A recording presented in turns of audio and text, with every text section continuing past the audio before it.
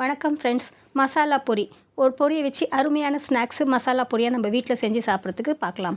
2 packet பொரி எடுத்துகிட்ருக்கேன். அதில் வந்து 1 கப் வந்து பொட்டுக்கடலை எடுத்திருக்கேன்.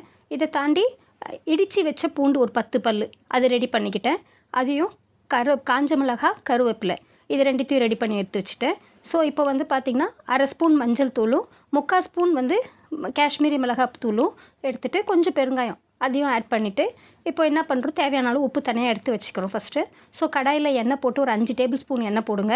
அதுக்கப்புறம் வந்து கடுகு 4-5 ஜீரகம், அதுக்கப்புறம் அந்த பொட்டுக்கடலை லைட்டாக வறுப்பட்ட உடனே இந்த இடித்து வச்ச பூண்டு போட்டுட்டு கருவேப்பிலை, குண்டு மிளகாயெல்லாம் போட்டதுக்கப்புறம் அந்த மஞ்சள் தூள், மிளகாத்தூள் அந்த எண்ணெயில் சூடாகிற ஒரு ஆட்டிட்டு உடனே அந்த நேரத்துலேயே வந்து இந்த பொரியை எடுத்து கொட்டிட்டிங்கன்னா அந்த சூடோட சூடாக எல்லாத்தையும் ஆட்டும் போது எல்லா இடத்துலையும் ஒரே சீராக அந்த கலர் பரவி அந்த மசாலா பொரி சூப்பராக சுவையாக ரெடி ஆகிடுங்க.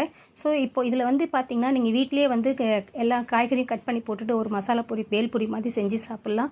ஸோ வீட்டிலே செஞ்சு சாப்பிடும்போது இன்னும் சுவையாக இருக்கும். கண்டிப்பாக ட்ரை பண்ணி பாருங்கள். எப்படி இருக்குன்னு உங்கள் ஃபீட்பேக் சொல்லுங்கள். மீண்டும் ஒரு புது ரெசிபியோடு உங்களை சந்திக்கிறேன். நன்றி.